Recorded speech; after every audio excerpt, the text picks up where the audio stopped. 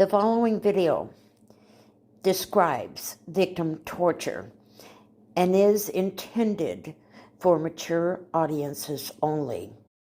Viewer discretion is advised.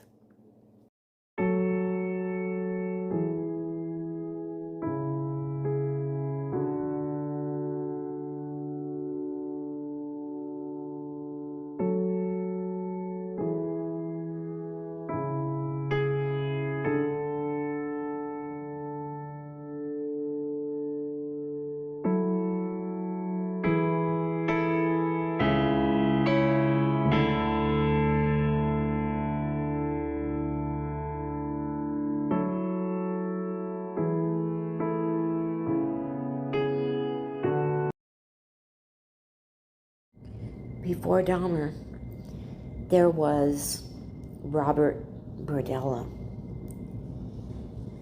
and his Reign of Terror. To the outside world, Robert Berdella was an eccentric business owner who collected unusual artifacts.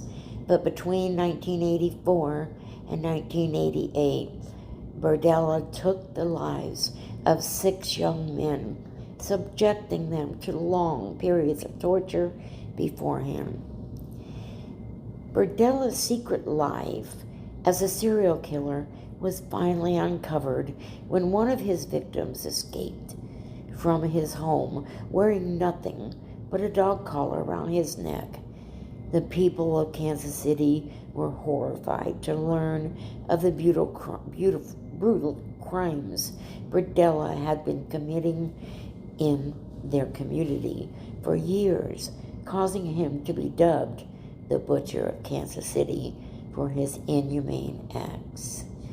We will look at how Berdella's criminal behavior began and how his business eventually allowed him to cross paths with some of his victims.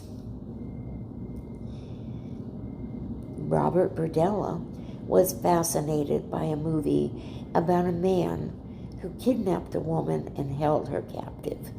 When he was a teenager, Robert Berdella watched a film version of The Collector, a book by author John Fowles about a man who abducts a woman and imprisons her in his basement.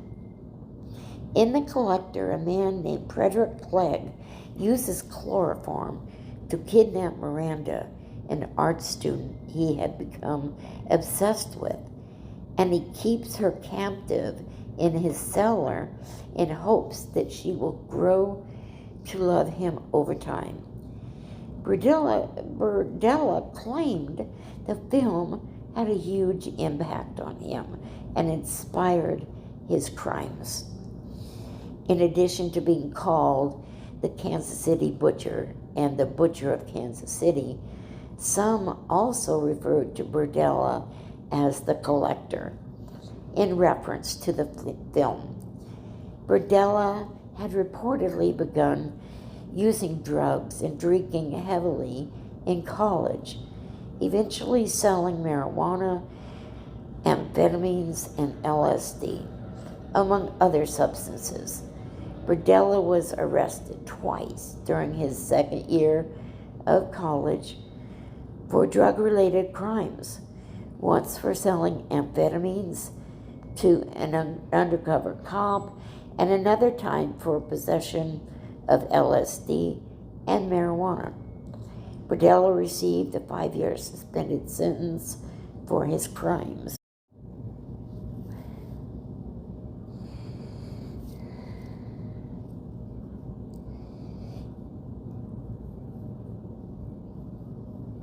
When he was 20 years old, Robert Berdella dropped out of art school and devoted most of his time to working as a chef at various prominent restaurants in Kansas City. He also brought at home in the city in 1969 and began filling it with oddities and antiquities that he purchased or acquired by trading artifacts with other like-minded collectors.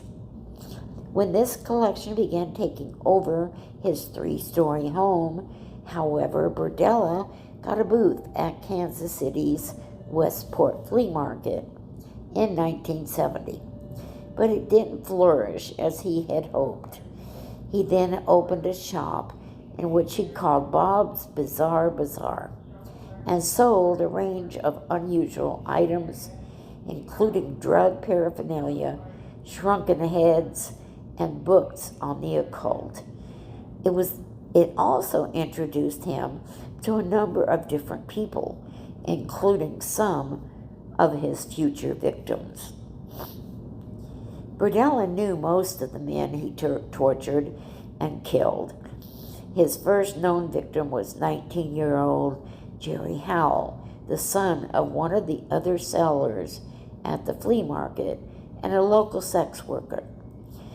On July 4, 1984, 35-year-old Berdella picked the teenager up in his car, claiming he was taking Howell to a dance competition, but the 19-year-old was never seen alive again. While Berdella met Howell through his store, a number of the killer's other victims were sex workers he had befriended and later claimed he was trying to help. Berdella incapacitated his victims with sedatives and animal tranquilizers. Berdella reportedly used drugs such as Valium mixed into alcohol to relax his victims. He would then inject them with a tranquilizer to incapacitate them. He would typically invite someone back to his home, often by offering them a meal, drugs, or a place to stay before serving the unsuspecting man food or drinks laced with the powerful sedatives. Once the men were unconscious and unable to defend themselves, Berdella would move his victims to the basement or a spare room where he would begin torturing them. Berdella bound the wrists of his victims with rope, while also using leashes and dog collars to restrain the young men. In addition to sexually assaulting his victims, Berdella subjected them to painful electric shocks he administered using a 7,700 transformer. He also applied caustic chemicals, such as bleach, to their eyes, causing them excruciating pain and temporary blindness. To prevent his prisoners from screaming, Berdella placed gags in their mouths. He also injected drain cleaner into their vocal cords so they wouldn't be able to cry out. Once the men were dead, Berdella would dismember their bodies and throw them in with the trash. Berdella documented the torture with photographs and a journal, logged all the acts of torture he inflicted, as well as how his victims reacted. He even went so far as to write down every word they said. Berdella also recorded the doses of sedatives he administered to keep victims compliant, as well as antibiotics he gave them to prevent their wounds from becoming infected. In addition to the written laws of his crimes, Berdella took Polaroid pictures of his victims in various states of distress. The photos were sometimes taken over a period of weeks while he kept the men confined in his home. After Jerry Howell disappeared, his father, Gerald Howell, who was another merchant at the same flea market that housed Bob's Bizarre Bazaar, suspected Berdella of killing his son. In fact, Howell reported his fears to law enforcement, claiming Berdella was the last person to be seen with his teenager before he went missing. Consequently, Berdella was put under police surveillance, but authorities were unable to uncover any evidence to charge him with the crime or prevent him from killing again.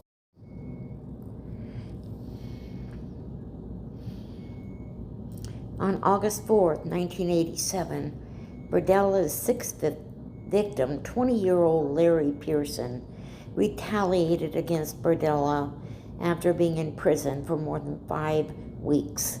Pearson bit Berdella's genitals during a sexual assault, and the injury caused Berdella to go to the hospital where he was informed he would need to be admitted for surgery. Berdella first returned home, however, telling the doctor he had to feed his dog, and murdered Pearson before going back to the hospital for treatment. Pearson was Berdella's last victim, whom he murdered. Berdella was apprehended when one of his victims escaped after taking 6 young men's lives. Robert Berdella was finally captured because of his final victim, 22-year-old Chris Bryson, on April 4th, 1988. After subjecting Bryson to 5 days of torture, Berdella left Bryson tied up in an upstairs bedroom while he went to work for the day. Bryson was able to get his hands on a pack of matches, which he used to burn through the ropes Berdella had tied around his wrist. Bearing only a dog collar, Bryson jumped from a second-story window and ran to a neighbor's house for help. When Berdella returned from Bob's Bizarre Bazaar, the police were waiting to arrest him. Police found 2 human skulls on Berdella's property. Looking for evidence to corroborate Chris Bryson's account of his abduction, officials searched Berdella's home and backyard and discovered a number of disturbing items, including multiple human skulls in a bedroom. Law enforcement found 2 skulls, 2 in the closet, another in the freezer, of which belonged to Berdella's 18-year-old victim, Robert Shelton. The other was determined to be an artifact from Berdella's collection.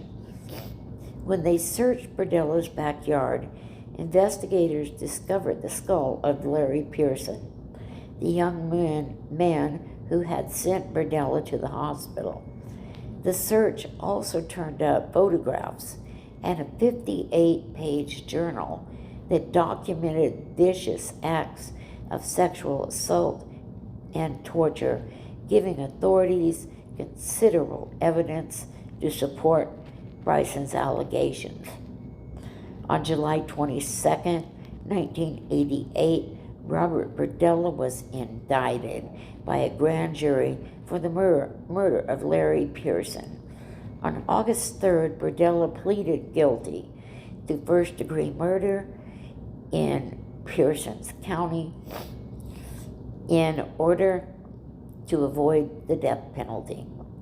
In December of 1988, Berdella subsequently pled guilty to the first-degree murder of his second victim, Robert Shelton, and the second-degree murder of his remaining 4 victims, Jerry Howell, Mark Wallace, James Ferris, and Tom Stoops.